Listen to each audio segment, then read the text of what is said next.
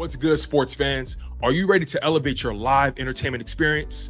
Well, let me introduce you to SeatGeek, an amazing platform that connects you to your favorite events while saving you money.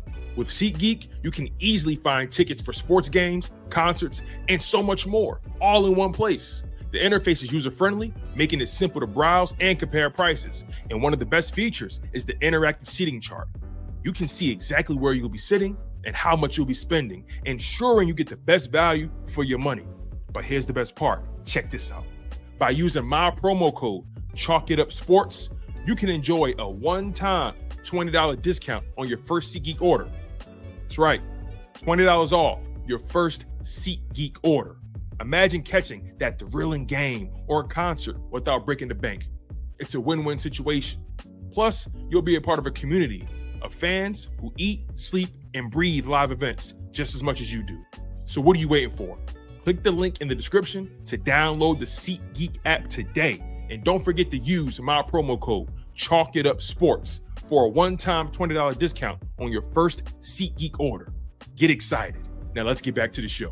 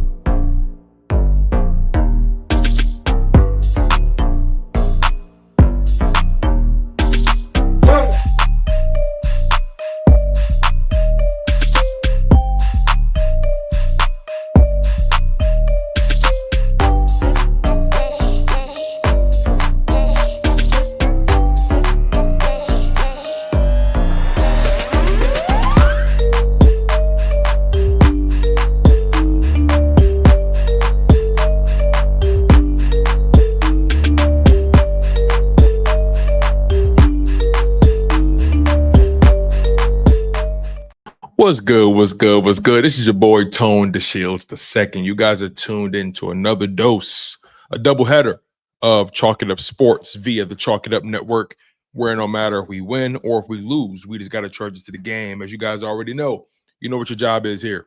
Make sure you guys smash that like button. Make sure you guys are subscribed to the channel, man. Shout out to you guys who are already here. Greg Miller, Jamal Harris, Shrek Smith, Bang, Eagles Bang, Phil Skip, Carlos Rosado. Thank you guys for all tuning in, and all you other people who are just in the background relaxing, kicking your feet up. I know it's a late evening for you guys. Some of you guys got to get up for work in the morning. It's what, 8:02 p.m. where you are, 7:02 p.m. where I am. It may be 6:02 or 5:02 where some of you people are, but regardless, the love is always felt. You guys are still deciding to kick it with me, even when you have a plethora of options. Means a lot to me, you guys. Means a lot. Also, Gotta give a shout out to some of my members thus far. Alex, Sweet Chin Music, K-Order Green, S Blunt, my OG. What's going on? Appreciate all my members who are tuned in at the moment. Goes a long way, man. Means a lot. Some of you guys may be working at night, right? Some of you guys may have a night job like my man Greg Miller. Maybe he don't get off till midnight. Maybe he just getting on the clock. Doesn't matter. Doesn't make a difference. We're here to talk some Eagles, you guys. It's the off season. The NFL Combine starts tomorrow.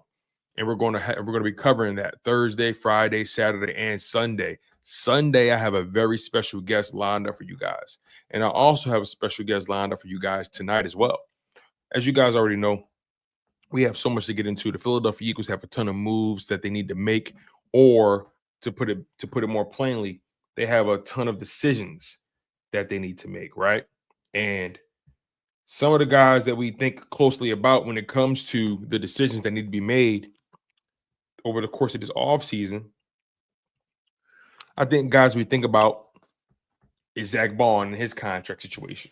We think about Mekhi Becton, his situation with the Philadelphia Eagles, Milton Williams, Josh Sweat. Those are the key guys we think about. But there are also some other guys that we tend to overlook in this situation because maybe they aren't the biggest names, right?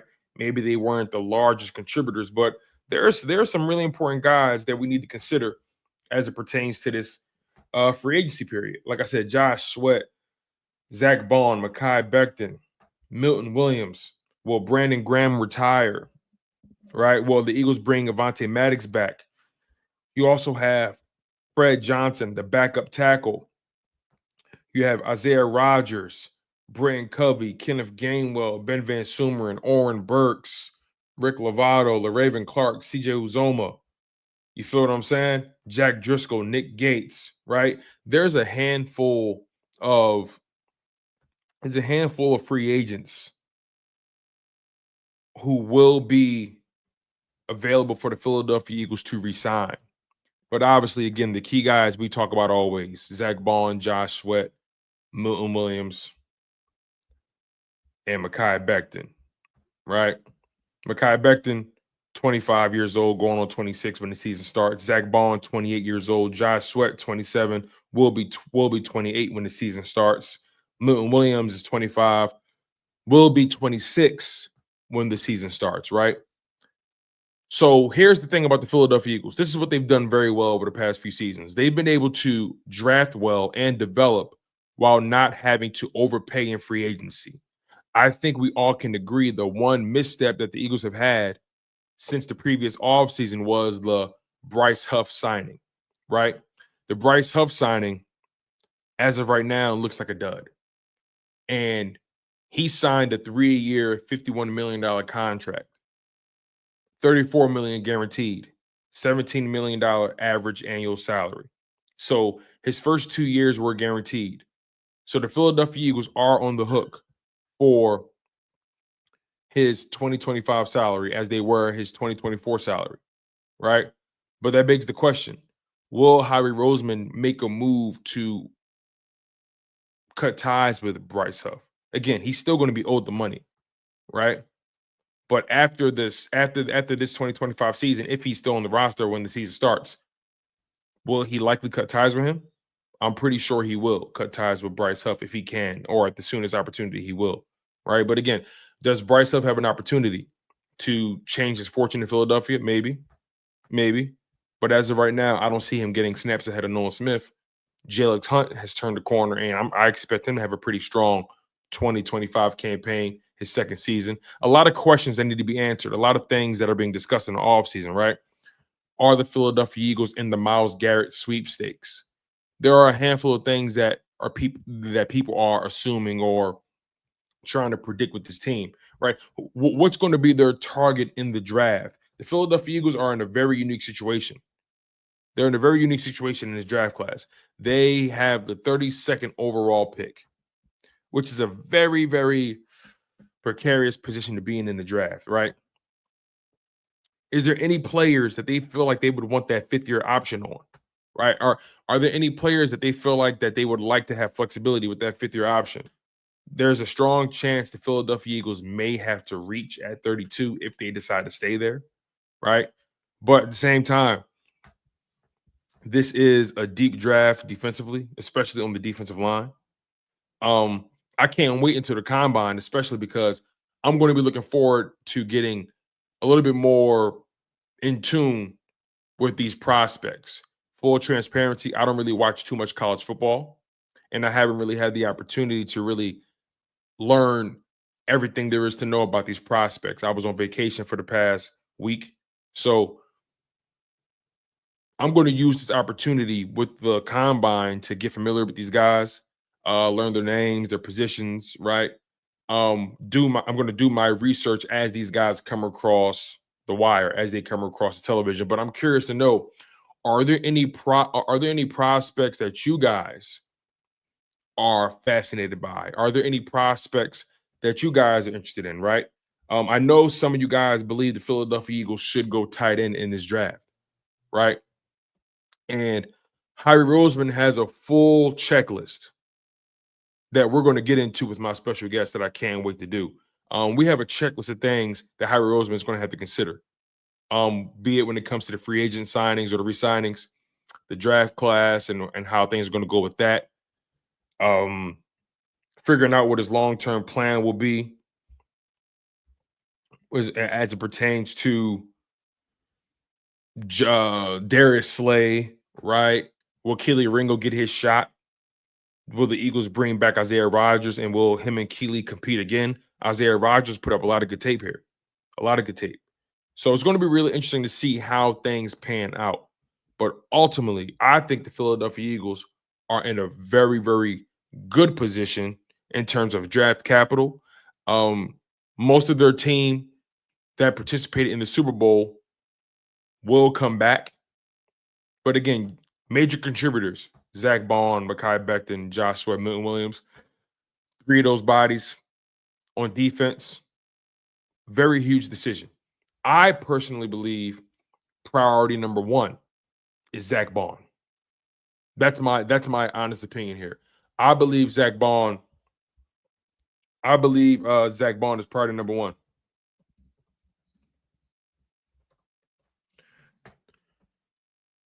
What Zack Baun was able to provide the Philadelphia Eagles defense can't really be measured, can't be quantified, right? Obviously, you look at the stats, but what the eye test when it came to Zack Baun this entire season jumped off the page. I mean, he started from week 1, how steady he was. You can make an argument Zack Baun was probably the most steady player on the defensive side of the ball. Some will say Cooper DeJean, right? Some will say Jalen Carter. But in terms of the guys who are free agents, Zack Baun is priority number 1 because I think it's going to be more difficult to replace Zack Baun than it will be to replace Milton Williams or Josh Sweat. I believe those 2 gentlemen are, again, this is me not trying to minimize their value or minimize their contributions, but when it comes to developing defensive line talent, right? Vic Fangio has shown he can do that. Clint Hurt has shown he can do that. This Eagles team has a history of developing the defensive line pretty well. The Philadelphia Eagles have a pretty strong history of defensive linemen, right? And again, the young guys right now who really turned the corner, Nolan Smith turned the corner. Jalen Carter just, continued to up his efforts and turn the corner as well, especially when it comes to his conditioning. Jordan Davis turned the corner as well. He had moments here and there as a pass rusher, right? Getting to the quarterback, even in the playoffs. He's a stout run defender, right? Developing. The Eagles have proven that they can develop Josh Sweat. They developed Milton. They developed Milton Williams. They developed Fletcher Cox, right? They helped Javon Hargrave take his game to another level, right? When we had him, he earned a lot of money since playing in Philadelphia. Jalix Hunt had a strong second half to the season when BG got hurt, picked up a lot of the slack, right? The Eagles developed BG when BG, his first few years, people had questions about what he was going to be. So the Eagles have a history of developing guys on that defensive line. They do. And also they have a good history of drafting guys just purely from that position. So I believe that the Eagles have a better chance at replacing Milton Williams and Josh Sweat. Moro Ojomo, right, out of Texas. This was his second year in the NFL, had a really strong year. Thomas Booker IV, right? He was an asset. You feel what I'm saying? Zack Baun, in my opinion, he's the more difficult asset to replace. Zack Baun is the more difficult player to replace. As much as we want to bring him back, even Mekhi Becton is arguably replaceable for the Philadelphia Eagles because they have a history of developing the trenches. Offensive line, defensive line, doesn't matter. They're one of the best teams when it comes to cross training. They have the best offensive line coach in football. It's no question. It's no debate. So Zack Baun, in my opinion, is priority number 1 because it takes time to develop a linebacker, let alone find one you like. And the Philadelphia Eagles don't have the best history when it comes to finding linebackers or even developing them. Maybe TJ Edwards, you give them credit for that, but they didn't re-sign him. They didn't believe he was a game changer. Zack Baun proved he was a game changer. Let me get to this super chat here by my man Carlos Rosado. Carlos, thank you for the $5 super chat, my friend. He says, Tone, salute. In Howie we trust. Tell him to get his apron and chef's hat on. Buy them groceries so them birds can cook next year with some more seasoning on our food. Bruh, who you telling? Howie Roseman has shown that he is arguably, if not undebatably, the best GM in football. I'm not even sure if undebatably is a word, but we're going to roll with that. Howie Roseman, time and time again, has shown why he is the best GM in football. Some people will say Brett Veach. Some people would say Lynch in San Fran. Some people would say Snead in Los Angeles with the Rams, right? Some will say, what's my guy? What's my guy in Baltimore? Let me double check his name. Eric DaCosta, right?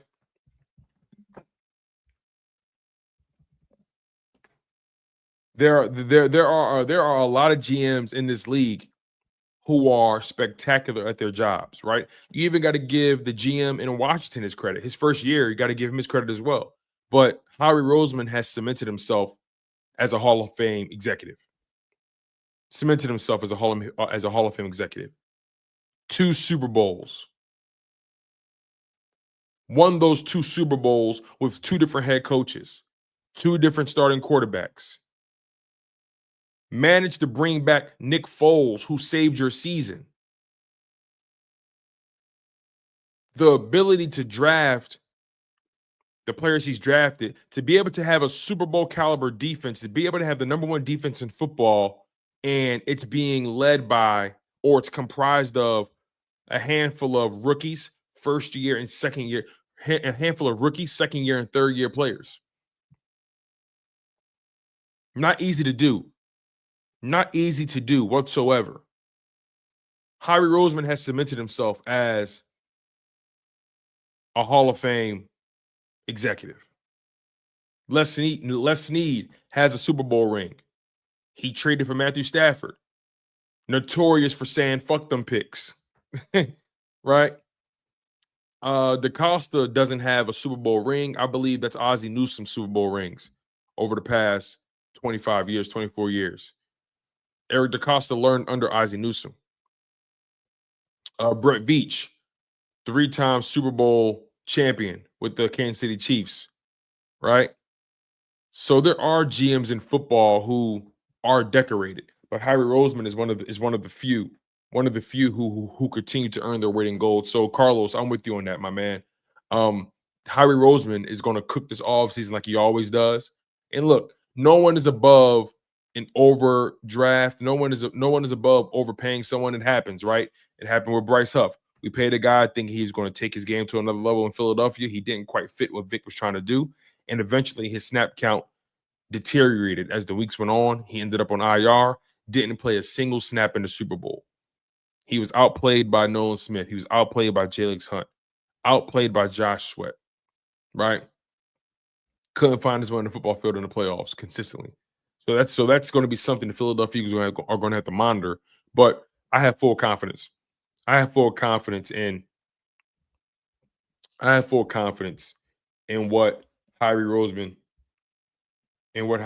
has been able to do. That goes without saying. So again, Zack Baun, I think he's priority number 1. And Howie Roseman has already kind of made it clear how he's looking at Zack Baun here. He knows his value. Howie Roseman knows that Zack Baun brings value. Pro Bowler, first team All-Pro, Defensive Player of the Year finalist. I believe the only reason he didn't win Defensive Player of the Year is because his name wasn't big enough. He didn't have the name like a Patrick Surtain or a Derek Stingley or a Fred Warner, right? That's honestly what I believe. I firmly believe that. As a matter of fact, I want to read a quote. By Howie Roseman as it pertains to Zack Baun. I'm going to find you guys one because he spoke about Zack Baun's value. He understands what it will mean to bring back Zack Baun. He knows what he has in him, but it's all gonna have to make sense, right? Zack Baun's contract is going to be really interesting to see how it takes shape because he's really only giving you 1 year of this level of play. He's only giving you 1 year of this level of play. That's a very real thing. That's a very real thing. So it's going to be interesting to see how that plays out. Again, Zack Baun showed that he could play at that level. I think it's sustainable. I think it's very much sustainable. It says here, Howie Roseman said the Eagles will make a concerted effort to keep Zack Baun. Howie said, we didn't do any deals during the season, which probably could have prevented some of these problems, but we just didn't feel like the timing was right.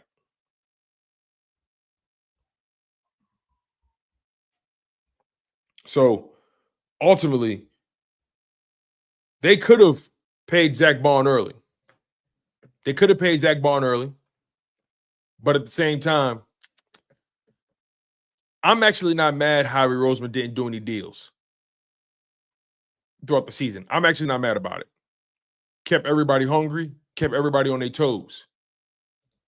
Shout out to William Johnson, our new member. Shout out to William Johnson. Will, I appreciate you for showing love to the show. William, thank you so much for locking in on the content, man. It means a lot to me, goes a long way. Your investment will not go in vain. Thank you for always being a supporter, and thank you for cementing yourself in the history of Chalk It Up Sports, my friend. It goes a long way. Thank you so much. Make sure you guys all smash that like button. If you guys all want to become members, all you got to do is look at the bottom of that stream. You'll see the join button, or go directly to the channel itself, and you can click join.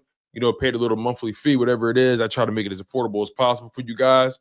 And yeah, man, I really do appreciate it. With the new memberships, you guys will get exclusive emojis that you guys only can use, right?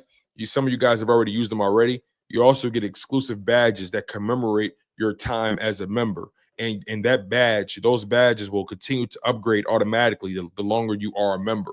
So that will be cool for you guys to have as well. Also, we do exclusive shout outs throughout the show to all of our members. So again, shout out to William Johnson for becoming a new member. And also shout out to Carlos Rosado for the super chat. Now, without further ado, I want to bring up my guest, right? We have a lot to discuss. We have a lot to get into. This was a hell of a year, you guys. It had its ebbs and flows. It had its lows, but it had way, way, way more highs, man. I'm still punch drunk loving off this Super Bowl win, man. A lot of people said Jalen Hurts couldn't do it. They said Jalen Hurts was not capable of leading a franchise. They said Jalen Hurts would never, ever be a starting quarterback in this league. They tried to tell this brother to change his position. They said Howie Roseman belonged in the broom closet. They said Howie Roseman deserves to be fired for drafting Jalen Reagor. It was so many things that happened leading up to this glorious moment, you guys. And there's nobody I'd rather talk to about it than none other than the man, the myth, the legend, Philly himself, also known as Senor Joe. My fault. Hermano, what's good?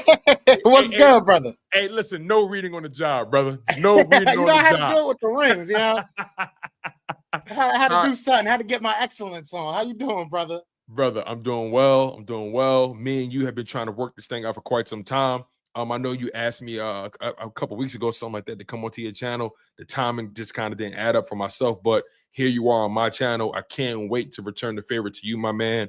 Thank you for making yourself available, first and foremost. How are you feeling?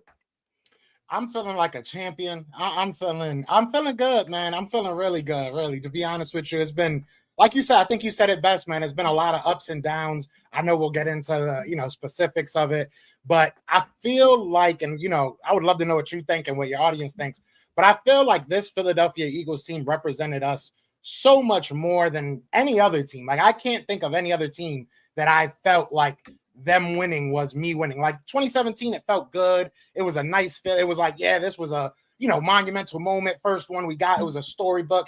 But this felt like we deserved to be there. This felt like this was ours for the taking, and the way that we won it, I mean, they still talking about us. They still talking about us, Tone. So I'm feeling good.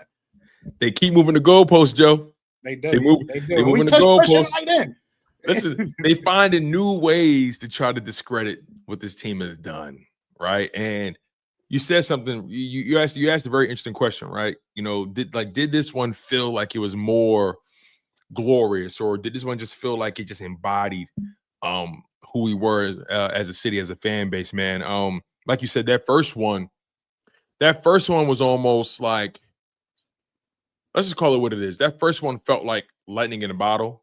That felt like God's grace just parting the Red Sea. You feel what I'm saying? Like it was so much that went into that Super Bowl win that it felt like we were quite literally, when Carson Wentz went down, we were on a game by game basis with that team, right? We were just trying to hey, listen, man, the franchise goes down. Nick Foles, what are you going to do with it, right? So many things bounced our way throughout that process. You had the number 1 seed. Don't get me started on that Falcons game. And then obviously you smoke the Minnesota Vikings, and then you go into a shootout with Tom Brady. Who would have thought that's how it would have went, right? It was so many things like that just felt almost like destiny. But then this one, in my humble opinion, there was no doubt. I want to say when I saw us do what we did to maybe the Bengals, I want to say the Bengals or the Ravens. When I saw those games and saw what we did to them, I started saying, oh, no, we're going back and we're going to win it all. I just felt like what I was seeing, I saw a team that was bringing it all together, the way that defense was playing. And I just had the utmost confidence in the personnel, man. I had the utmost confidence in the quarterback. I had the utmost confidence in just what we were just building. Vic Fangio. We were, for us to win that Super Bowl and get there to where we got there as a wild card team. Listen, we won the division, but we played in the wild card round. So we had to win not 1, not 2, not 3, but 4 games to hoist that Lombardi trophy, my man. Like we earned it. We pretty much smacked on every opponent except for the Rams. The Rams gave us the biggest scare, but we pretty much smacked up on everybody else after that and before that. Green Bay, they really couldn't rock with us.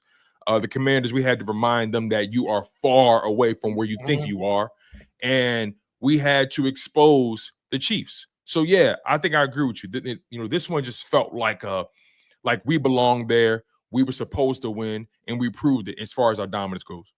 Yeah, it felt good. And to even go a little bit further, you said it kind of with the lightning in a bottle thing. You look at this team. I said it before the season. I don't even think they did get better and better over the year. Don't get me wrong, but I don't even think this is the final form.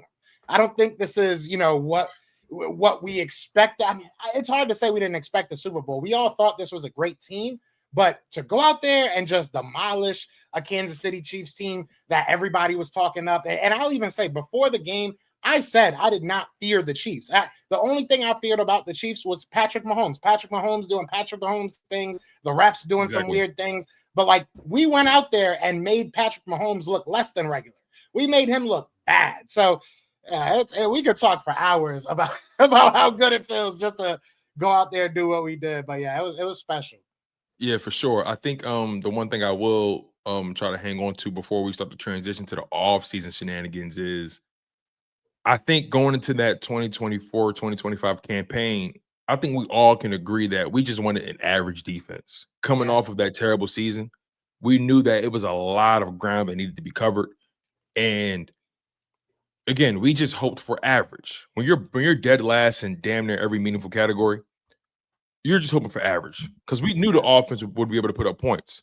Just give us an average level defense, and the offense can kind of, develop it from there, and hopefully the defense develops as the course of the season goes. And I predicted that we're going to know exactly what this defense is around week 9, week 10, and that's exactly what it was. We realized that we really have something with this defense, and Vic Fangio was the catalyst for everything. His ability to coach up these rookies and these second year and third year players, and the buy-in from the veterans like BG and Darius Slay and CJGJ, right? And you had guys that took the next step in their development, like a Reed Blankenship and Kobe Dean, Nolan Smith, Jalen Carter, Jordan Davis, right? Josh Sweat picked up where he left off from the 2022 season. The 2023 season was a little bit of a down year for him, but then 2024 he bounces back. Milton Williams has a career year. Moro Jomo takes the next step. Jalix Hunt steps up when BG goes down in the second half of the season. It was just the level of coaching that was being done on that defense. I think out of all the things that we experienced with that team, I don't think any of us expected a number 1 defense. Yeah, especially that way. Like you said, going into the season, it's like, give me a top 15, 14, 15, and we'll probably win some, crazy game. So, but the way that they did it, because it wasn't just heralded players, right? Like if I told you, hey, Jalen Carter went crazy, you'd be like, all right, that's good. That's good. You know, if I told you Darius Slay had one of his better years, you'd be like, all right, yeah, you might be pretty good. But if I tell you two of our rookies, you know, went out there and damn near held this secondary down, if I told you Zack Baun, who was a throwaway player in a lot of people's eyes, you know, was a all pro or should have been, you know, probably should have been a defensive player of the year. You can make that argument. It is what it is. But he is a Super Bowl champion, and he was a huge part of that Super Bowl. If I told you Zack Baun and Cooper DeJean probably made the biggest plays in the Super Bowl, you called me crazy. So, yeah, I mean, I had my trepidations about Vic Fangio. I was worried about the system. I was worried about, you know, maybe the system's the thing that's wrong with it. Maybe, you know, getting the architect, whatever you want to call him, in here wouldn't change anything. I was wrong. I was totally wrong. What he did with this defense is impressive. It's incredible. Even to see, you know, after the Super Bowl, he calls the guys in and says, you guys gave up 22 points in the fourth quarter. What's going on? Even though they won by 20 points. So I just love the mentality that this team has. And again, I go back to this, felt like we deserved it. Felt like I was, as corny as it's going to sound, it felt like I was part of the team. It felt like they were Philadelphia. I mean, you have people out here, you saw me with the book, you know, you have people out here reading books. You have people out here being more conscious of what they do and how they step because of a football team. Not everybody, obviously, but a good amount of fans, I feel like, changed, I don't want to say persona, but changed kind of their swagger a little bit this year. And that's impressive to see from a football team. I feel like Philly really held Philadelphia together this year. And I don't want to make it sound like it's more than it is, but I truly do believe that. You know, my lady, my fiance is from Philadelphia, and she said all throughout the year, my city needs this. Like, this feels good. This is what we need. This is, you know, this is the type of team we need, the type of leaders and the type of role models that we need. So it's beautiful to be Super Bowl champions, but to have this type of team is just, it's indescribable, to be honest with you. I think another thing about it that hits different and why this one felt much better, or just like it really belonged to us, is that when you compare it to the 2018 Super Bowl, as far as the roster building and team building and the personnel, right? Howie Roseman kind of inherited a lot of Chip's guys and Andy's guys, right? He inherited those guys. And don't get me wrong, some of those guys are still here, like Lane and BG, right? And he inherited some of Doug, then the Doug part of it, like, he inherited a lot. But this go around, especially coming off of that 2018 Super Bowl and the way things transpired from 2019 up until now, he really had to go back to the drawing board and really retool this roster from top to bottom. This roster, there's only now officially, there's only one guy on the roster or on the contract from that 2018 Super Bowl, and that's Lane Johnson. Yeah. That's it. Yeah. And BG, obviously, but he played in it. But when you really think about it, only two players from that previous Super Bowl was on his roster. This roster is unequivocally Howie Roseman's. And this roster, we were able to really mature with it and grow with it as not only fans but more so as content creators. I think that's another reason why we really connect with it, because we really seen this thing be built brick by brick. What's your thoughts on that? I think that it's time to give some respect to Howie Roseman. I think that you even look at 2022, there's a big difference in that defense from 2022. So I think it's about time you start giving some respect to where it's due, because he does. He not only knows what he's doing, he knows who to ask. And, look, we all work jobs, right? I'm a chef, so that's my 9 to 5, right? And in the kitchen, especially in fine dining, you need a leader. You need somebody and your leader doesn't have to necessarily be the one that's doing everything. You don't want him, stirring every sauce, flipping every pot. You want him to put the best person in position to do that.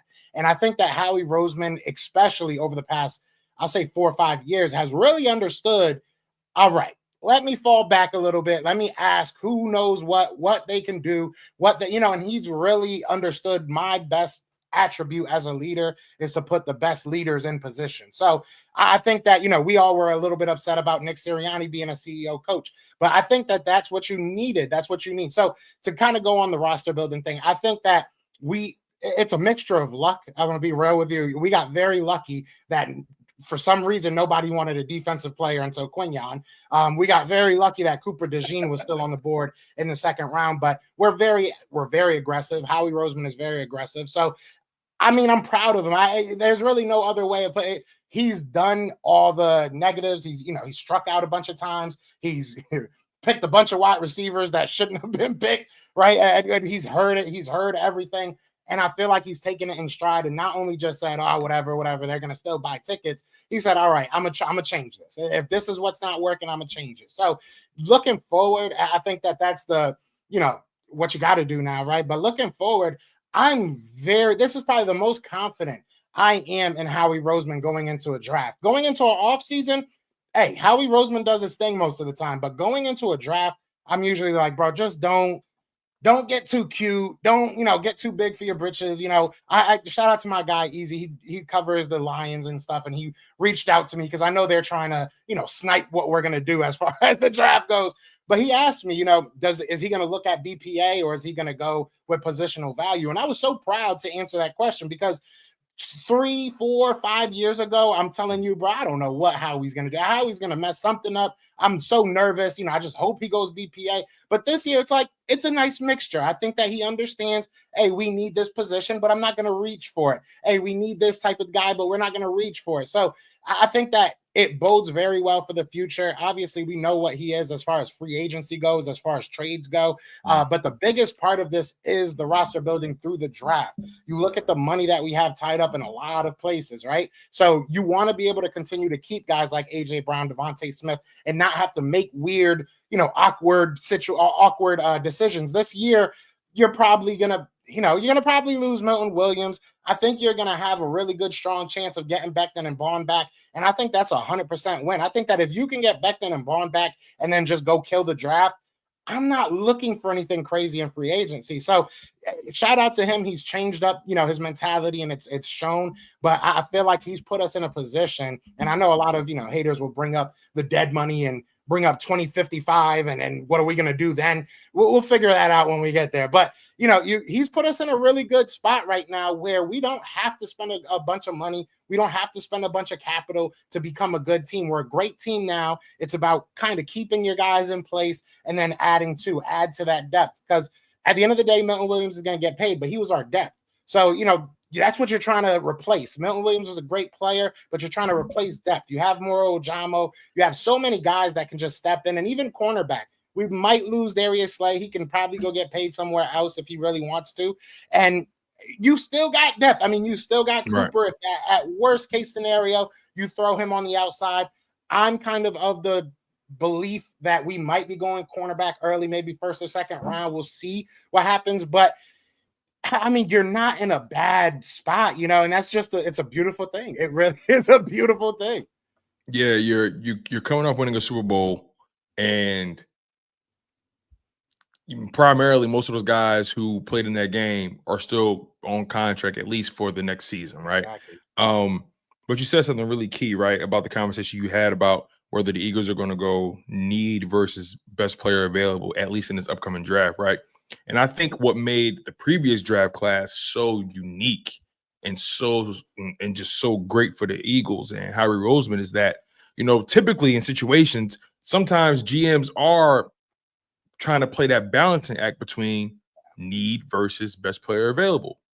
And I think what made Quinyon Mitchell and Cooper DeJean so unique in where we got them and where we drafted them is that they were the perfect combination of need versus best player available, right? But without a shadow of a doubt, the Eagles drafted the 2 best corners from their draft class. That's not something teams can just say and put. That's a feather in Howie Roseman's cap. Quinyon and Cooper DeJean fit perfectly in what Vic Fangio wants to do, but also they're talented enough to be able to really play on this level, right? Because sure, you got guys that know how to play in a system, but are they talented enough? Do they have the intangibles? What are their measurables, right? Are they quick enough? Are they long enough? Are they rangy? How strong are they? Do they tackle well? Things of that nature, right? Maybe they're smart, but do they just have those, have that it factor? And Cooper DeJean and Quinyon Mitchell have the full package. On top of that, they filled an immediate need for the Philadelphia Eagles, taking that secondary to another level. So when you go into this draft class, you got to ask yourself, okay, who are those guys, right? And full transparency, I haven't had the opportunity to really dive too deep into this upcoming draft class. I intend on doing so, especially with the combine starting tomorrow. But Are there any guys on your radar that you're looking at? Any guys that you would like to see in that midnight green? Oof. That's I did see feasible, of somebody in the course. comments bring up Abdul Carter. Hey, we can all dream, right? If Tyler Warren falls, obviously. Now let's get into maybe some realistic picks. I really do want to go corner. I'm gonna be real with you. And there's a couple of guys that I like. I do, because I think that if you can keep Cooper at that kind of like Swiss Army knife type position, it's going to be harder to draft that, in my opinion, than it would be to draft the outside corner. And I don't think that there's a bunch of corners in this draft. I'm going to mess up some of these names, but like Azaria Thomas, I think is his name, a 6'2" guy. He's a really good player. I know a lot of people don't like the guy Denzel. I forget his last name. I'm forgetting names, but out of Ohio State, Denzel Burke. I know a lot of people don't love him, but I think that he could fit in our system just because he is mainly a man-on-man guy. So I'm looking at some corners. Edge, I would not be mad at. I think that there's a lot of edge players in this draft. I know a lot of people talk about Mike Green. There's some kind of weird stuff coming up about him out of Marshall. So I don't really know what's going to happen with him. I know that this combine will be really important for him to kind of answer questions, kind of in the same way that Jalen Carter had that case pending and stuff. So I think that this will be big for him. But if you look down the list, I mean, there's so many good defensive linemen in this draft. I'm trying to think of edges. That's the one thing I do know. This draft is very deep as far as defensive line goes, especially in the interior. Very. And, when you lose Milton Williams, right? Again, like you said, I'm not really the most of course you want him, right? But I'm not the most concerned about a guy like that, because Howie Roseman, like he always does, he sees the writing on the wall, and if a guy plays exactly how he expects him to play, he knows 9 times out of 10 he may not be able to bring him back depending on the circumstance. But what he did was he hedged his bet, and he did it on 2 separate occasions that really stands out to me. Hassan Reddick, right? He had a feeling, I don't know if I'm going to be able to bring this guy back. Also, the age. I don't know if based on how he plays, I may not want to pay him the money he's going to want. You know what? Let me draft Nolan Smith, right? So it's kind of a carbon copy, but Nolan Smith has proven that he can play close to that level, and he's a better run defender, better guy sitting the edge. And I think Nolan Smith, oh man, I think next season is going to be crazy for him, right? And then he hedged his bet again. Okay, Milton Williams, this is a player we like. He's played behind Fletcher Cox and Javon Hargrave and next Jalen Carter throughout his career. This is the final year of his deal. We expect him to take that next step, which he did. But also, to lead up to that, we're going to draft Moro Ojomo out of Texas. And they developed him, and Moro Ojomo was one of the most effective pass rushers in football at his position. So Howie Roseman has this way of foreseeing the need before things get out of control or out of hand. Yeah. And this draft, I feel like, plays into our hands. We talked about, BPA. We talk about needs. What do we really need, right? If we don't re-sign Baun, then you can make the argument we probably need a linebacker. But outside of that, I think that where we are right now, even guard, I don't think that if you can't get Becton back, I'm not saying go offensive line first round. Now, I wouldn't be against it if you're trying to, come up with a contingency plan for Lane Johnson. But defensive line, just to give you a couple of names that maybe aren't on a lot of people's radars. But Landon Jackson out of Arkansas. I was about to say Auburn. He's one of those guys that he's big, he's lanky, he's very strong, plays a little high, but he's a guy that I think will probably drop mid first, maybe late first, maybe early second, depending on how other guys fall. Princely out of Ole Miss is a guy that I've been looking at a lot. I think he might actually end up getting drafted higher than a lot of people think.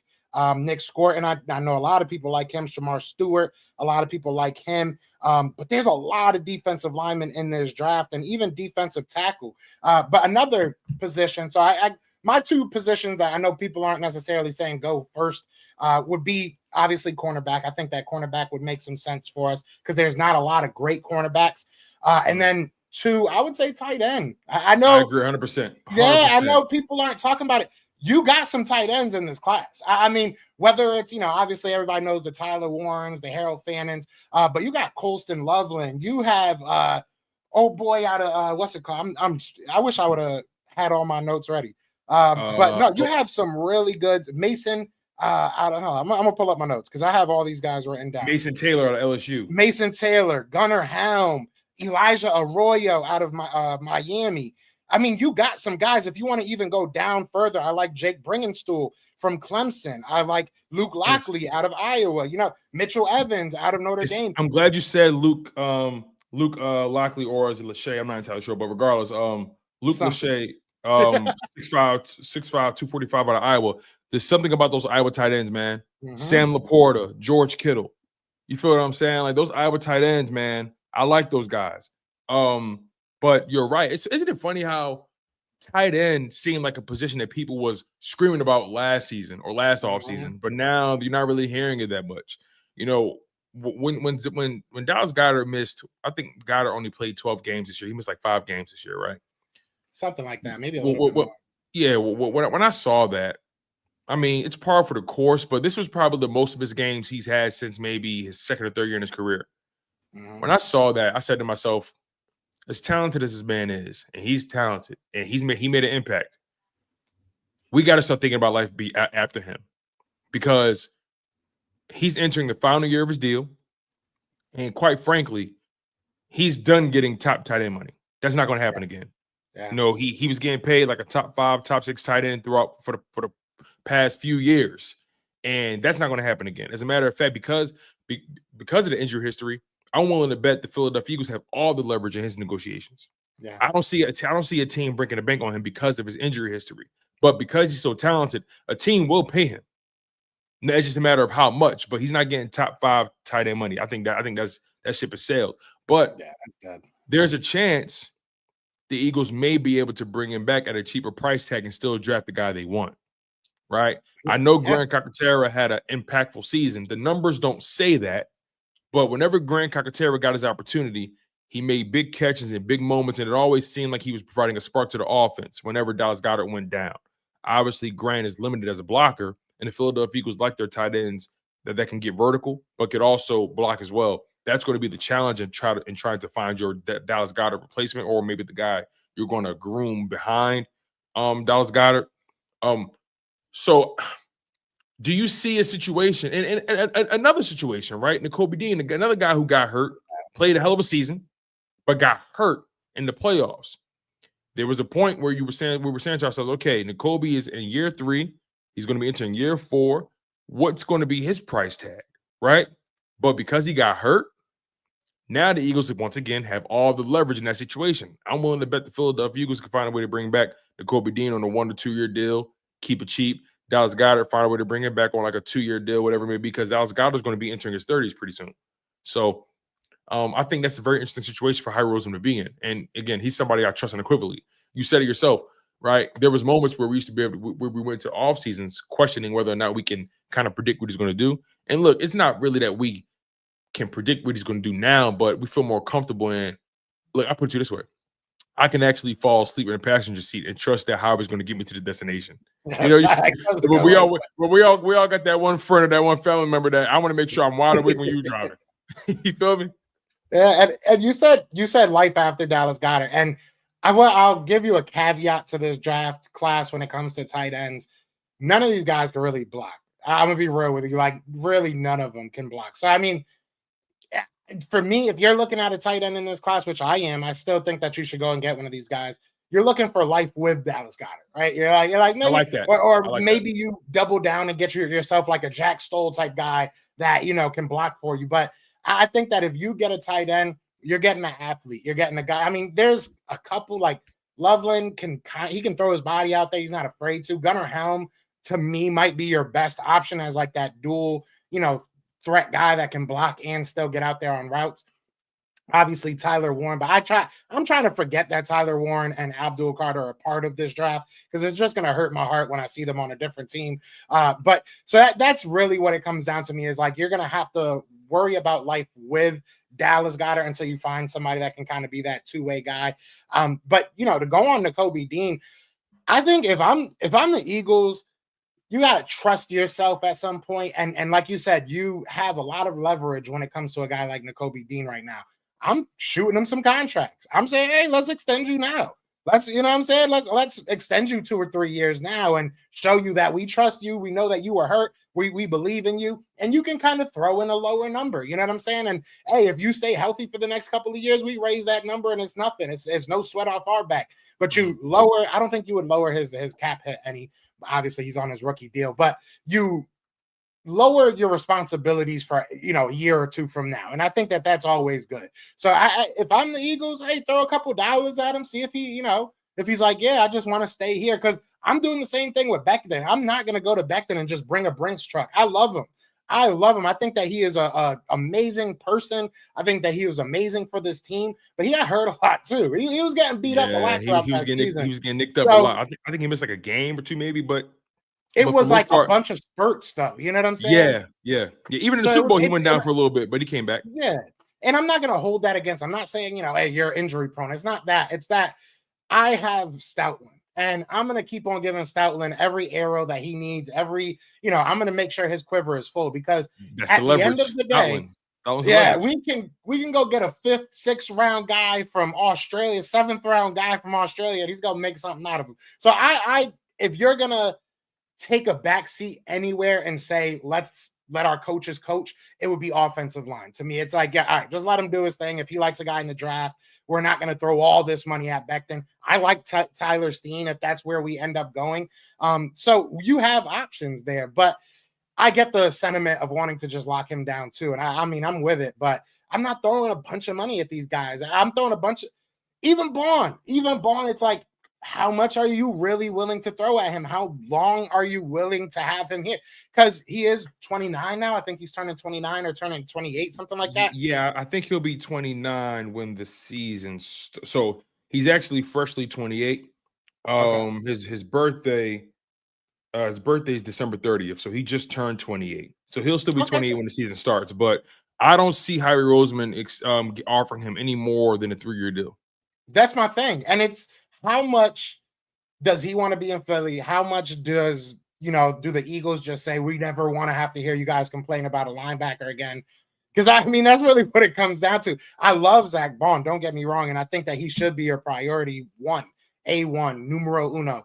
But you still have to think about the future, and I think that Howie Roseman said it perfectly. This offseason is probably not going to be the free-for-all that a lot of Eagles fans kind of want or hope or expect, or even a lot of media pundits are saying that it's going to be. So I think that it's important to kind of listen to what Howie's saying and understand that we're going to lose some guys. It's going to be a tough offseason, but at the same time, you got to trust the draft process. You got to trust, the later round of the later free agency period where you get those cuts, you get those veterans, and hope that you can get some guys going.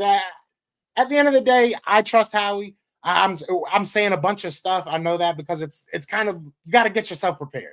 There's going to be 1 or 2 players that you're like, how the heck do we let him go? And you're probably going to see Milton Williams have a hell of a year next year somewhere else. And you're going to have to live with that. So that's kind of where I am right now. I think that we're still in a great position to win another Super Bowl. The defense might take a step back. I don't even really think they will, but they might, if you lose their, I don't know. I just think that we're in a great spot. So I trust Howie. Go do what you got to do. It's funny. The Facebook memories came up today, and I said some things about Howie, Tone. I said some things about Howie, and we all did. We all did, brother. We all did. I love you, Howie. I love you, man. But the reality is, you're right. This is going to be a different offseason than probably what we're used to. But I think a lot of people, a lot of fans, at least from what I can tell, I feel like fans have accepted that part of it. I think fans are fully okay with losing Milton Williams. And again, I'm not trying to speak for everybody, but I think fans understand that Milton Williams priced himself out of Philadelphia. I think fans understand that Josh Sweat probably priced himself out of Philadelphia, right? And I think what helps those wounds heal quicker is the fact that you have Nolan Smith right there. You got Jalen Hunt, who took a big step in the second half of the season. You got Jalen Carter, Jordan Davis, and Moro Jomo, right? You feel really good about those players and what they've been able to do with their opportunities, right? I think Howie Roseman going into this offseason, I think like you said, I think his number one priority is Zack Baun, because what he did for that defense, and again, this is going to actually See, Zack Baun's contributions and what Zack Baun's impact was actually hurts Nakobe Dean's negotiations. I'm gonna tell you why. Yeah. When Nakobe Dean and Zack Baun were playing together, obviously they were lights out. Nakobe Dean goes down. Oren Burks comes in, right? And Zack Baun, he became the mic at that point. Now he got the green dot. Now he's communicating. Oren Burks comes in midway through the Green Bay game, plays solid. You know, he forced a turnover on special teams. Had a little bit of an up and down game, but he just got thrown into the game, so he's trying to feel his way around. But after a week of film study, after a week of preparation, preparing for that Rams game, now you see Oren Burks playing very, very well, right? You see Oren Burks playing next to Zack Baun, playing very well in that Commanders game, played very well in the Super Bowl next to Zack Baun. So you saw, or at least you began to question, hold on, wait. I didn't see a drop-off with this linebacker group when Nakobe went down. If anything, they stayed the same. But who was the constant? Zack Baun. So that begs the question. Was Nakobe Dean's success a combination of his own efforts, of course, being better, being smarter, but also a combination of Zack Baun's presence, taking pressure off of him? Because Zack Baun, what he did, he was so rangy. And I think this also adds to the value of Cooper DeJean.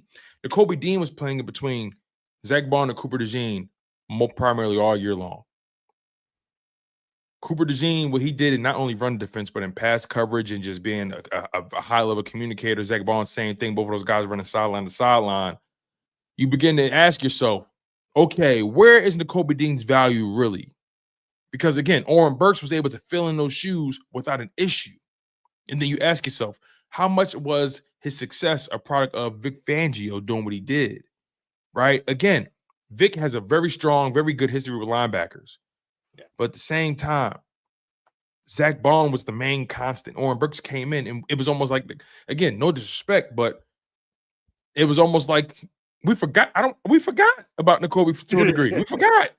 Let's be honest. We forgot. But obviously the team, he was very involved. He was on the sidelines, Nolan Smith ran out the tunnel with his jersey. It was lit. But seeing Oren Burks come in there and do what he did, that hurts Nakobe Dean's negotiations as well. And if anything, it also elevates Zack Baun's value. Yeah. I agree with you. I do agree with you. I've been fighting the Nakobe Dean fight for like 2 years now. I like him, by the way. I like him. I love Nakobe Dean. I just feel like when he's healthy, he's one of the better linebackers. I truly do believe this. I think he's one of the better linebackers in the league when he's healthy. He can read the defense. He can read the offense. He understands what's happening in front of him. Tackles for loss, interceptions. Exactly. And once he got some actual defensive tackles, say that again. He played very well. I mean, he made a lot of impact plays off the seat. I do not want to see him as if I'm dismissing this brother, right? Yeah, especially the people, right? He played phenomenally all year long. Yeah. But when you saw him get some defensive tackles in front of him and a system that allows him to just kind of read and react, you saw his value. So I do agree with you. And I think that that's a good problem for us, right? That's a good thing for us. But I think that if you're Howie, if you're this team, you want him to work. Like, you want him to work. It's just his health. That's really the biggest thing to me, because I don't think that he did take steps. Obviously, you get better year 1 to year 2, year to 3. But I think that he's always had this talent. He's always been good. He's always been very good. His biggest thing was obviously his size. People hated on that. But mainly was his ability to stay healthy at this level. So I think if he can stay healthy, if he goes out there and that's why I'm kind of on the team of, hey, let's just give him money now and, bet on the future. Because you can kind of do that when you're in the situation we are. You have your team locked up. Bet on the future on a young guy. You're not going to give him a bunch of money, obviously, but let him know, hey, we believe in you. We trust you. So we're going to give you this 2-3 year extension. And if things get even better, we'll give you more money. But I think that if you're Howie and you're the team, you know what he means to guys like Nolan Smith, what he means to Jalen Carter and players like that. Lewis Kine, right? Now we got Lewis Kine. So you know what he means to this defense just as an emotional leader and as a teammate. So I don't think you want to take that away. You want to give him as many chances as you can. So I do agree with you that it's a beautiful thing that we have so many people balling out, because then it helps, those negotiations. But It comes down to, do they want to be Eagles? I mean, that's, if I'm Howie, I'm going into the conversation right off. Like, how bad do you want to be an Eagle? I'm not going to play you. I'm not going to, mess you over with your contract. I'm not going to like ruin your life with this contract. I'm not going to sign you to a 360 deal, right? But at the same time, how bad do you want to be an Eagle? Because we do have this little thing called a salary cap.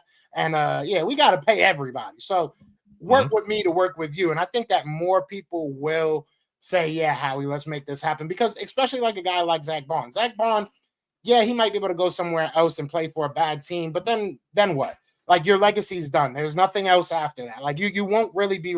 Maybe he does have a Hall of Fame next 3, 4, 5 years. But the likelihood of that, like, realistically, you know what I'm saying? You look at Saquon Barkley. Saquon Barkley came from the Giants, and his whole legacy shifted. Like, he's a whole like different person, Tone. Whole different person. So I say that to say this. When you look at guys like Becton, you look at guys like Baun, you guys would not, and I don't want to say this as a definite, but your legacy could have been totally different if you didn't re-sign with us. So how much do you want to continue that legacy? How much do you care about being a Philadelphia Eagle and possibly winning more championships? That's the question, and that's the only answer I need. Like, that's it. If you tell me, I don't really care about that. All right, well, it was nice to see you. Grab some coffee on the way out. Have a good one. You know what I'm saying? Like, there's not much I could do for you. But if you want to be an Eagle, we can make it work, man. Yeah, I couldn't agree more. Howie has just a series of checklists. We discussed the re-signing of Zack Baun, right? What it looks like to bring Mekhi Becton back, reloading that defensive line in the NFL draft, right? Potentially drafting another tight end. What about offensive line, right? Outside of Becton, Lane, he said he's coming back, but Lane's an OG, man. And look, he had a pretty healthy season. Let's not get it twisted. Him and Mailata were pretty healthy all year round for the most part. And Lane doesn't seem like he's losing a step at all.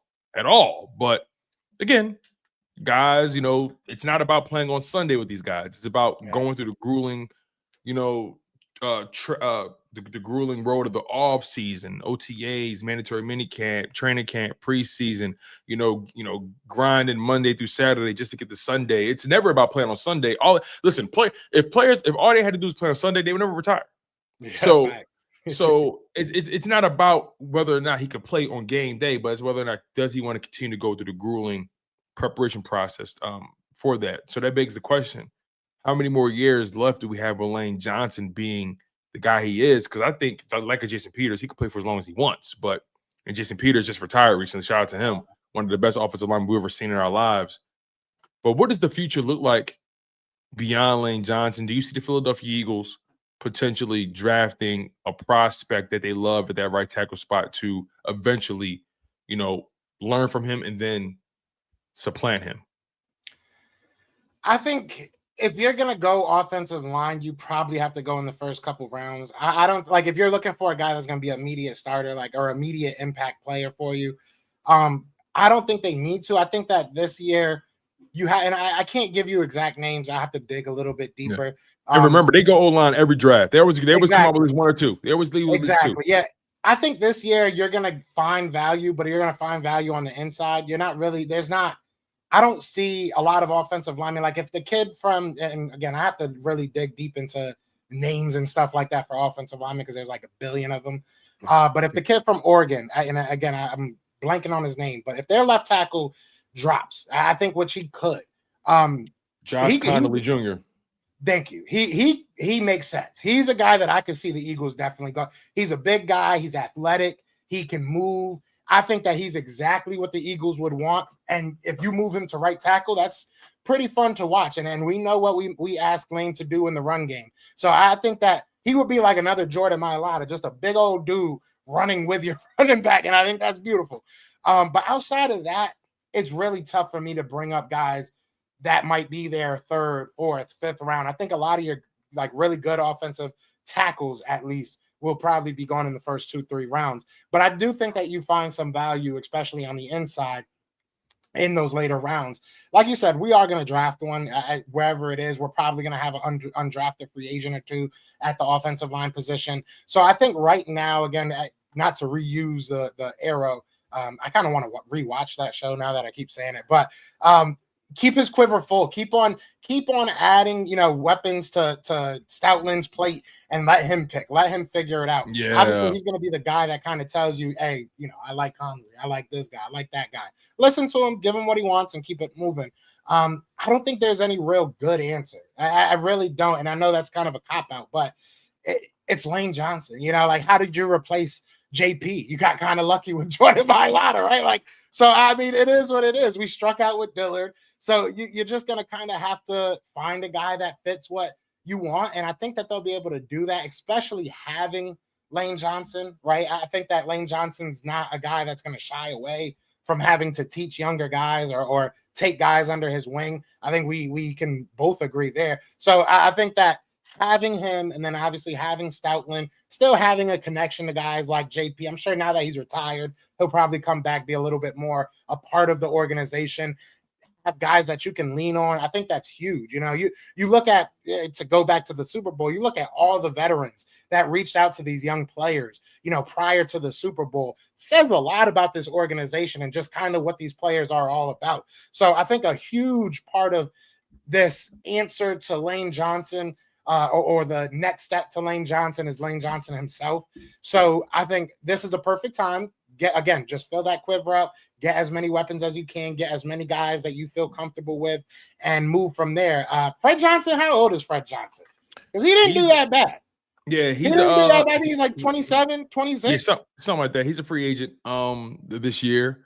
So is Jack Driscoll, so is Nick Gates. So they have a few offensive linemen that are going to be free agents. To your point, though, right, about drafting in the earlier rounds for that potential guy that replace Lane Johnson, outside of Jordan Mailata, who you drafted in the 7th round, a unicorn, right? And outside of Mekhi Becton, who you signed in the offseason to a 1-year deal and repurposed him from a right tackle to a right guard. Cam Jurgens, Landon Dickerson, Lane Johnson, they are round 1 and round 2 draft products, right? Cam Jurgens and Landon Dickerson were drafted in the 2nd round. Landon Dickerson was supposed to go in the 1st round, but he had some injuries that was on the jacket. So people were afraid, but the Philadelphia Eagles found a way to keep him healthy. He's battled his stuff throughout the seasons, right? But for the most part, he's been a dominant force. I mean, Pro Bowler, he's the highest paid guard. He's the highest paid guard in football. Cam Jurgens, right? He's going to be due for he's eligible for a contract extension. I totally see Howie Roseman extending him this offseason to relieve some pressure on that cap. And then Lane Johnson, obviously, we know what his resume is, 1st rounder out of Oklahoma. So when it comes to the Eagles starters, they're usually those high round, early round draft picks. And again, even though they didn't draft Mekhi, he's a first round. He's a former 1st rounder. Outside that entire offensive line is 1st and 2nd rounders outside of Mailata, who's a freak. So you may be onto something. I do like the prospects that they do have on the roster, though. One of my favorite prospects is Trevor Keegan out of Michigan. And I can't wait to see what he looks like with some opportunities. Tyler Steen was drafted in the 3rd round, I believe, if I'm not mistaken. So, they have some guys on this roster that they like on the interior. I think the challenge is definitely going to be finding those guys on the outside that you feel like you can really take to the next level. And in Stoutland we trust, right? Stoutland just has a way. He's the offensive lineman whisperer. He's the hog whisperer. You feel what I'm saying? So it is going to be interesting to see how that plays out with the offensive line. But I definitely see a Cam Jurgens extension coming over the course of this season.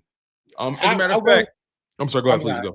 I will say, kind of. I mean, it's on topic, but off topic a little bit. There's very little that will get me like emotional about the Eagles. I'm gonna be real with you. Like I'm emotional and I get hyper about them and stuff like that. Me too, brother.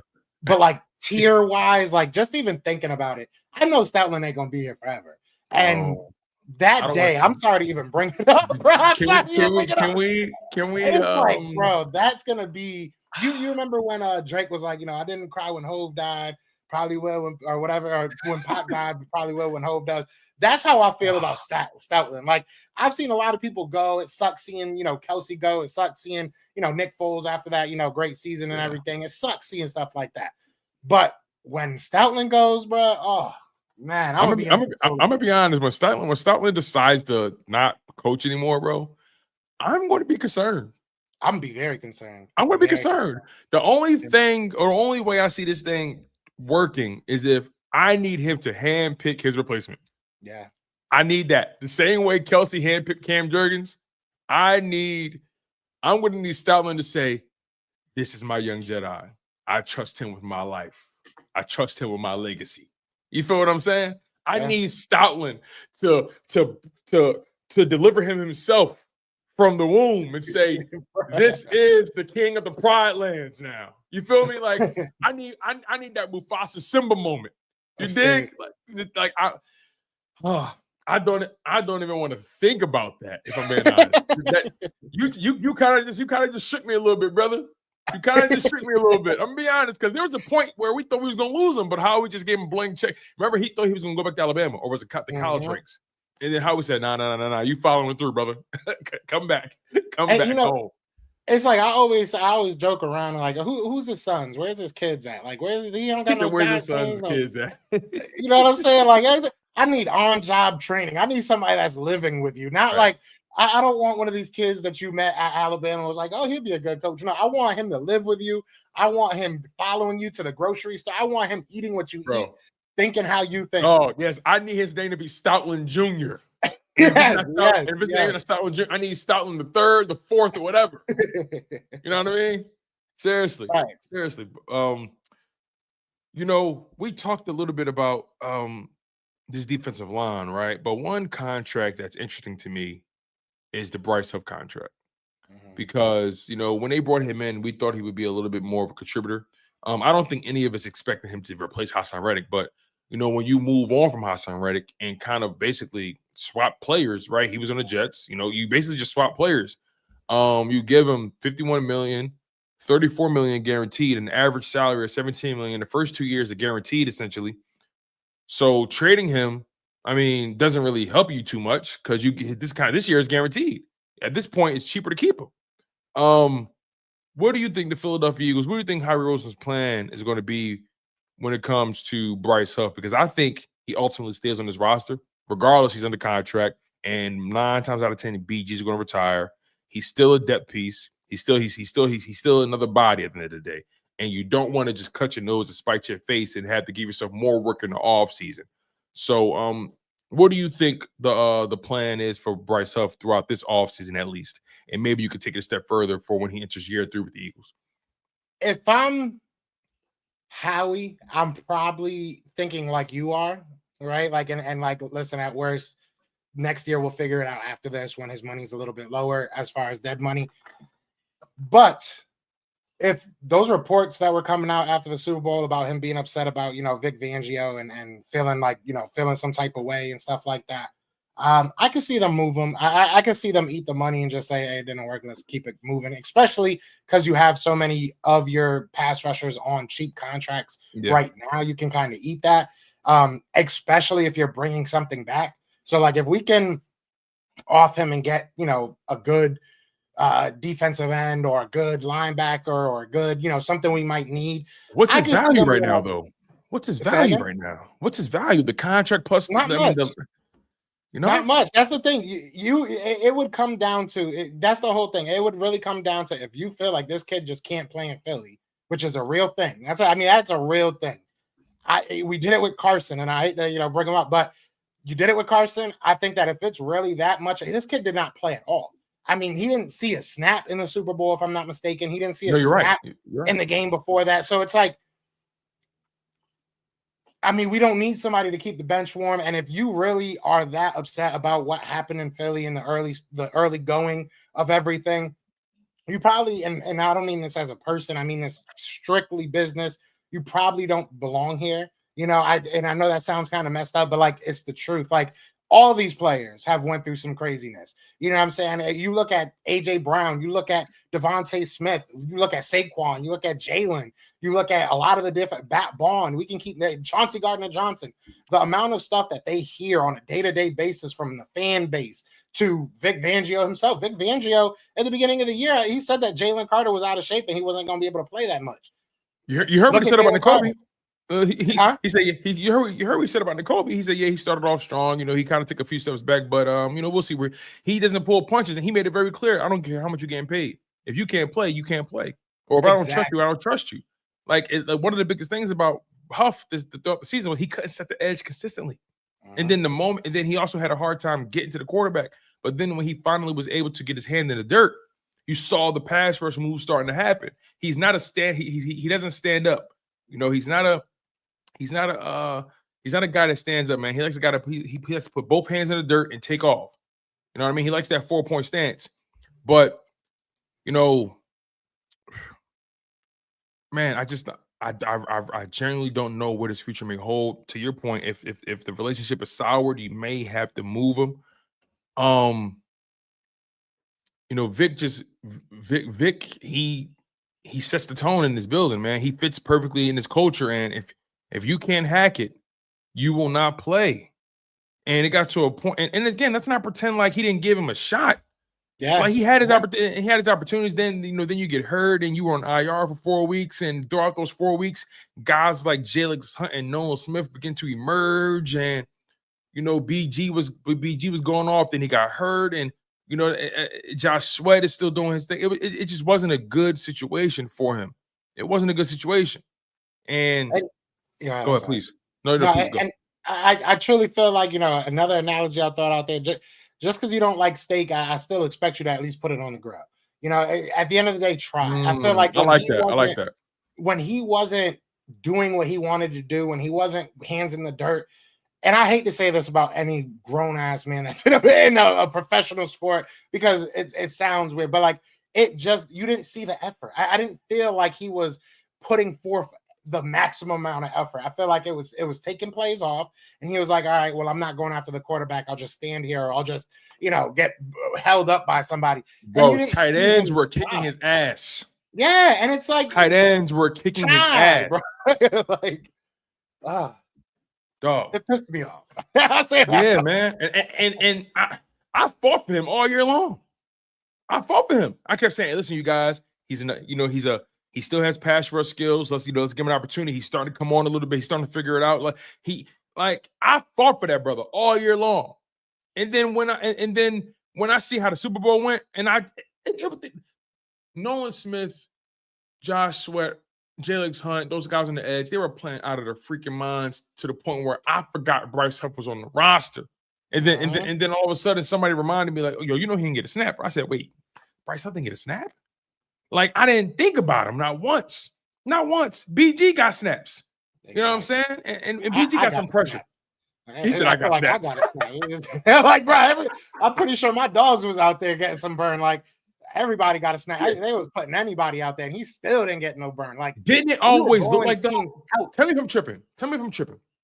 Didn't it always kind of seem like he was like the outsider in the locker room? Didn't it always kind of feel like he didn't really fit in? Yeah. Like he wasn't. He didn't celebrate in Dallas when I'm trying to think who. I think someone forced a fumble. He recovered it. He didn't celebrate with the guy. He didn't celebrate with the guy. He's right back to the bench. Guys are celebrating in the end zone. Like, I'm like, bro, yeah. I just don't think he fits in here. Doesn't fit in. Yeah, and it's just you look at James Bradberry, who another guy that got paid a lot of money to be a kind of a coach. It sounded like, which I'm not gonna hate on him because like after kind of hearing what people were saying and how important and how much he contributed to the team. He was a pro though. He was a pro about it. He was a pro. That's what I'm saying. At least be that. Because I think James Bradberry probably could have came back at some point this year, to be 100% honest.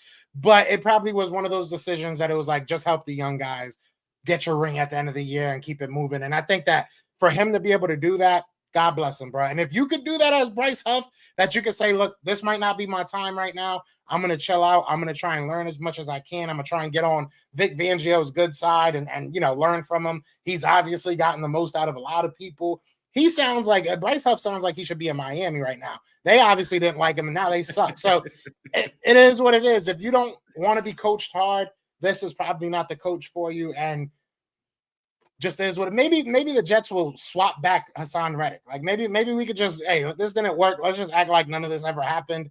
But I still want my 3rd round pick, Jets. But maybe we can figure something out. But yeah, I really don't know. It sucks because he is a person at the end of the day, and I know a lot of fans don't want to hear that. He is a human. He is a man that's got a somebody's car just went off outside.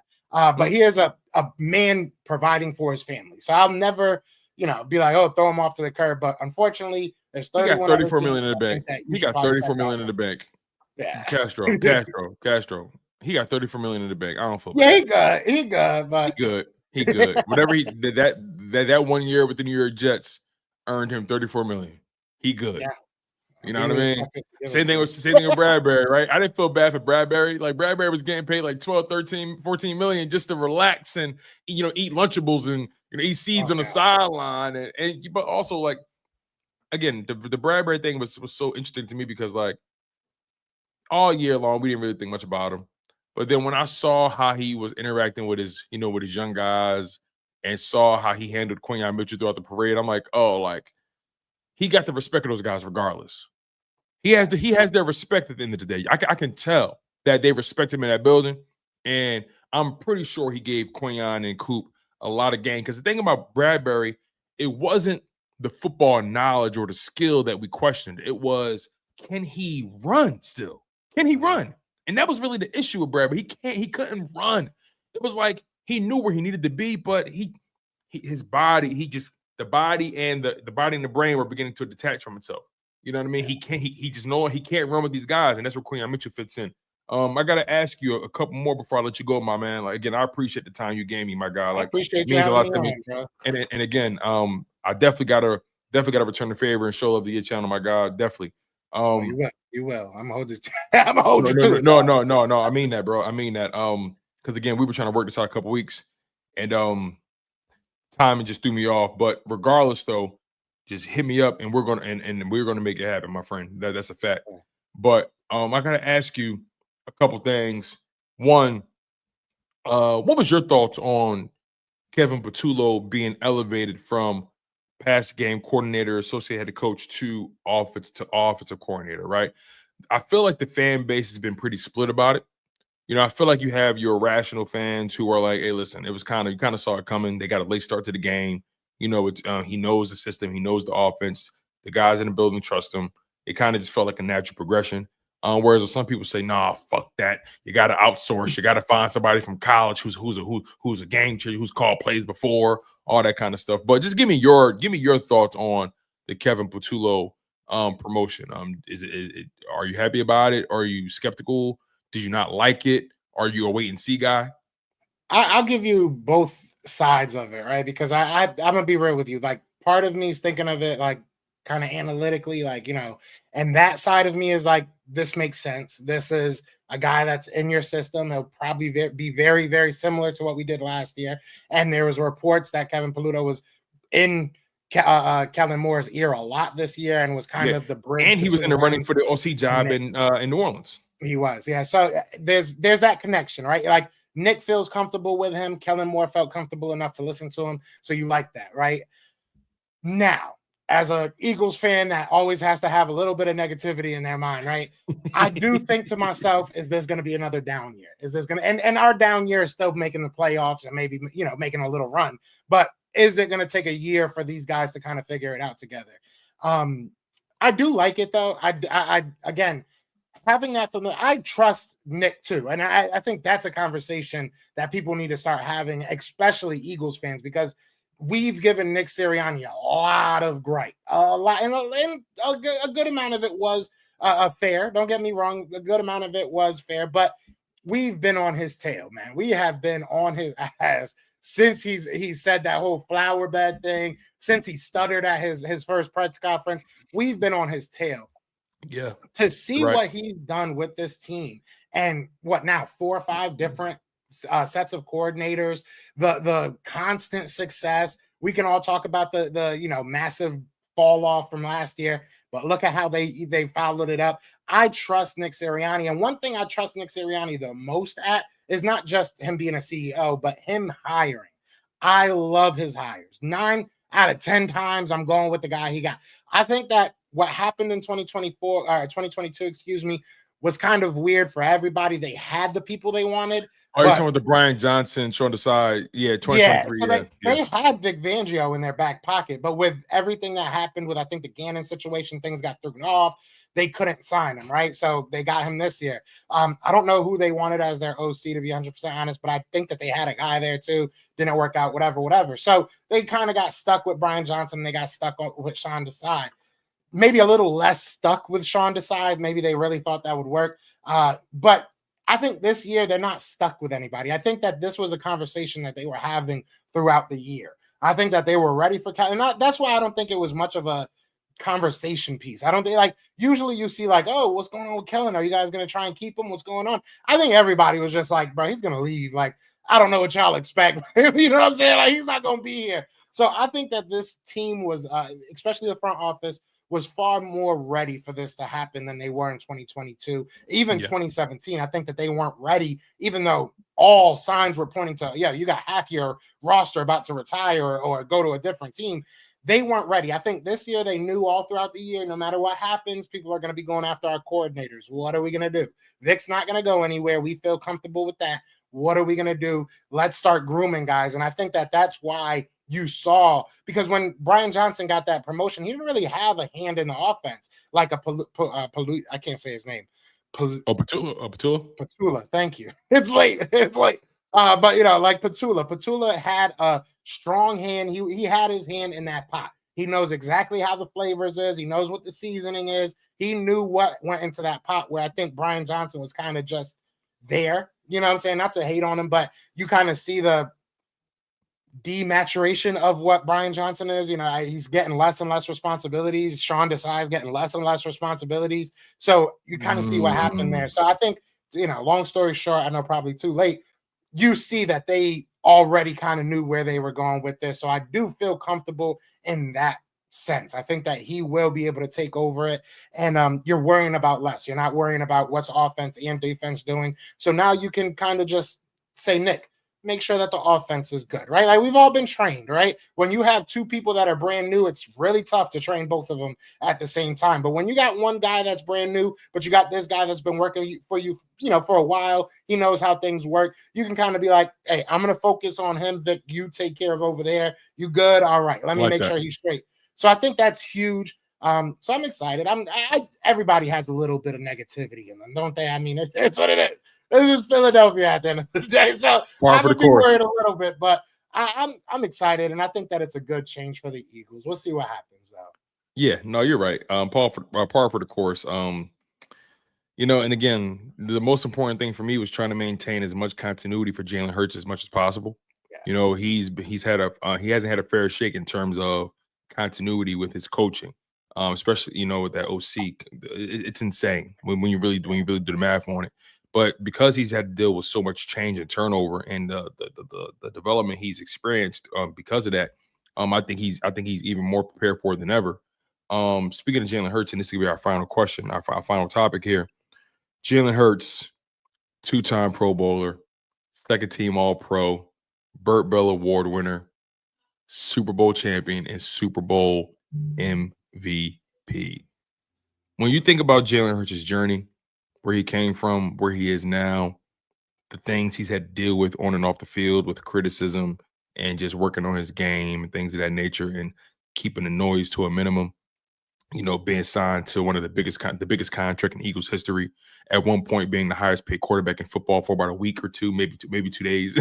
But regardless, he's the first $50 million quarterback to win the Super Bowl. Just give me your thoughts on this guy. Give me your thoughts on Jalen Hurts.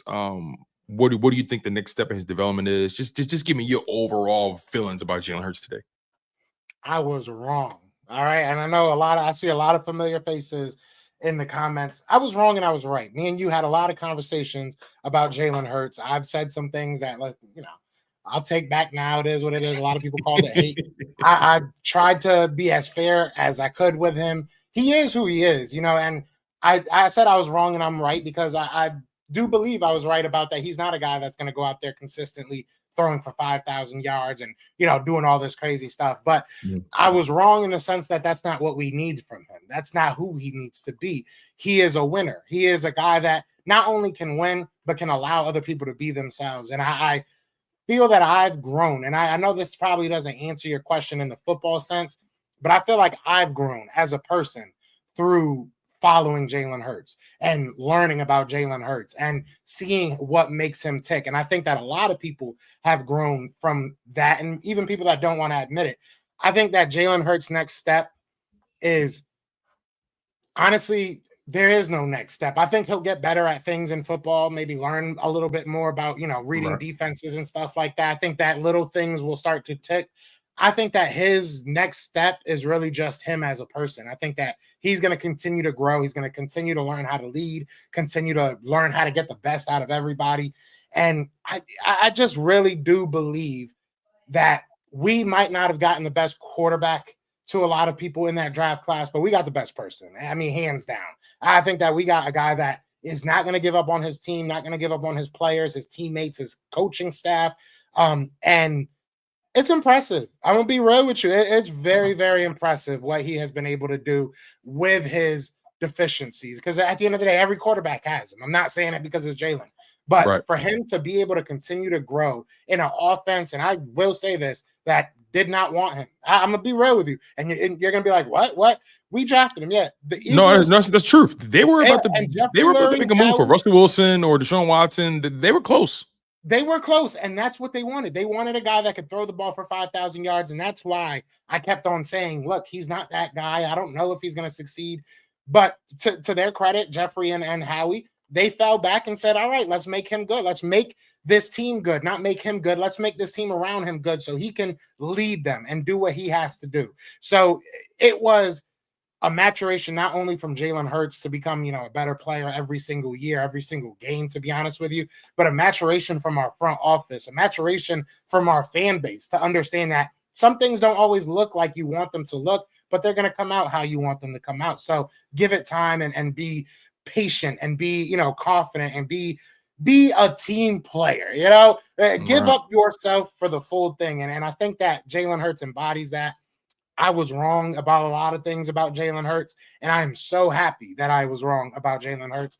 And I can't wait to see what he does next year, and I can't wait to see what he does in adversity, and I can't wait to know what the next shirt or the next saying or the next, thing that we're all going to kind of incorporate into our lives, because this is the truth, man. And this is probably the best way for me to end it, because I said it in the beginning, this felt different. And I think that we all grew as people watching this Eagles team fight through adversity. And I think that we all need to continue to learn through this, because whether it's AJ Brown, talking about his contemplating suicide and stuff like that, whether it's Jalen Hurts talking about people talking about him and how he deals with it, these are all things we deal with in life, and I think that the 2024 Eagles, down to Cooper DeJean, down to Zack Baun, you can learn so much from this team on a life, status. Mekhi Becton, they told him he was a bust.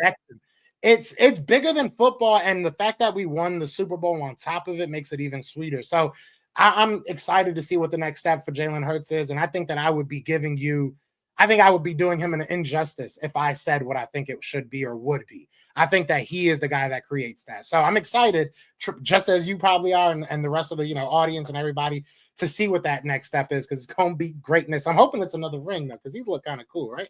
I wouldn't mind another one, right? No, you're right, man.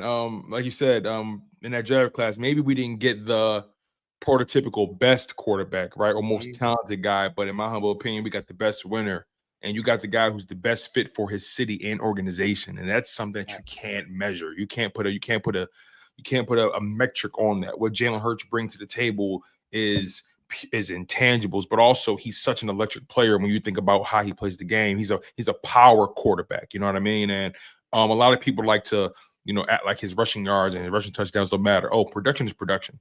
And Jalen Hurts has proven to be one of the most productive guys in football. It's so funny how Jalen Hurts is regularly a top 10 fantasy guy, a top 5 fantasy quarterback, but all of a sudden he's not productive, and people want to pick and choose when they want to validate his numbers. Well, guess what? If y'all keep picking him in fantasy, you're just basically lying to yourselves. Is he productive or is he not? Simple as that. So I think Jalen Hurts, he's validated everything that he's ever done in this league. He's valid. He's completely completely denied every detractor. And it's funny, before he won the Super Bowl, I used to always say, listen, if Jalen just get one, I'm cool. Because that in my opinion, when you sign a guy to that much money or whatever, a quarterback to a big contract, the goal is to win, right? The goal isn't for him to just get his numbers. The goal is to win. And if you can average a Super Bowl for every quarterback you have on your roster, for every franchise quarterback you have, I think that quarterback validated his worth or validated his opportunity within the organization. So, again, Jalen Hurts, phenomenal brother, phenomenal man, phenomenal leader, phenomenal player, plays the game his way. Everybody, listen, I think Jalen Hurts is one of the best point guards in football, right? Everybody can't be Russell Westbrook. Everybody can't jump out the gym, and everybody can't get triple doubles. But guess what? Every now and again, you got those guys who are Chris Paul, man. They good to get you 20 and 10, 20 and 15. You know what I mean? And that's Jalen Hurts, man. He's not the Russell Westbrook guy, but he's the Chris Paul type. You know what I mean? That John Stockton, the Magic Johnson, you know what I mean? Like, so Castro, thank you so much for really taking the time out, man, and giving the channel another opportunity with your presence, my friend. Again, I can't wait to come on your channel, my man, and talk shop. And maybe we talk about the draft, whatever's going on at that time, my brother. Listen, you ring, and we'll iron out the details, my man. Once again, thank you so much for locking in with me, my guy. It goes a long way. Thank you. My pleasure, brother. Anytime, man. Shout out to you before I get out of here. Everybody in here, you watching a GOAT, bro. You watching a guy that has I remember when you started this, brother. I remember when you started this. I remember every milestone you hit. I remember every conversation we've had up until this point. So it's a blessing. Yeah, and we had a lot of debates. And it's funny because I said that I'm wrong about Jalen Hurts. Then you're the first person that will say I will admit when I'm wrong, because I texted you about Kendrick. I was like, listen, bro. I know I hate, but this album is fire. So look, I'm always down to give flowers where it's deserved. You deserve your flowers, man. I'm so happy for you, man. And to see you continue to grow as a man and as a content creator, it's thank you, brother. An honor, man. I love you, brother. I'm really proud of you. Much love to you too, Joe. Go again. It means a lot to me, brother. I can't wait to work with you again, my guy. Yes, and as always, love, man. You take care. All right. Yes, sir. God bless. Peace. God bless my guy Castro, man. That was fly. That was tough. Shout out to him for taking the time out to come onto the channel. Make sure you guys smash that like button. Make sure you guys continue to stay engaged in the show. Man, oh man, what a day we've had. What a day we've had. We've had Gate City Sports on the channel earlier. We had a clip drop earlier from the link up on the channel. We also had my man Joe Castro from Philly the podcast on the channel. You guys, let me get to these super chats. Thank you so much. Once again, Carlos Rosado, he said, Tone, salute, and how we trust. Tell him to get his apron and the chef hat on. Bottom groceries so them birds can cook next year with more seasoning in our food. Carlos, you're so right, man. Thank you so much for the super chat. Shout out to William Johnson for showing love, becoming a new member. Shout out to all my members. As a matter of fact, let's make sure we do a quick member shout out. I want to make sure I show all my people love, because you guys, you ladies are the truth. Let's make sure we give all our members the love and the respect they deserve. So let's give a shout out to William Johnson, Shep, Dank Bird Gang, the Big Ten Repper, Gregory Trower, Infinite Ace, Tony, Chaotic Green, 757 CJ, Ian Blackwell Sr., Green Wingman, Doomsday Corner, Alex, Mr. Eagles Nation, Trey 979, Carol Hockaday. Who else we got? Sweet Chin Music. Where we at? Eagles, Fanny the Eagles fan girl. Shout out to you. The boy RJ, FAMU 1234, Big Pickett, S Blunt, Luther Winfield. Thank you guys so much for locking in on the channel. Thank you guys for being members of this conglomerate. Really, really means a lot to me, you guys. Doesn't go without saying. And also shout out to Alex, one of my other members here. He says, as long as Baun comes back, I don't care who else walks. Listen, man, Baun is going to be important to this whole thing, man. So I think Baun is priority number one for Howie Roseman. I think Baun and Mekhi Becton are going to be the two guys we're able to bring back, and it's straight like that. But we're going to get out of here, you guys. Again, thank you guys for the support, and we're going to get out of here. I'm being your humble host. I have been your humble host, Tone DeShields II, and you guys have been tuned into an illustrious dose, a doubleheader of Chalk It Up Sports via the Chalk It Up Network, where no matter if we win or if we lose, we just got to charge it to the game. I'll see you guys next time.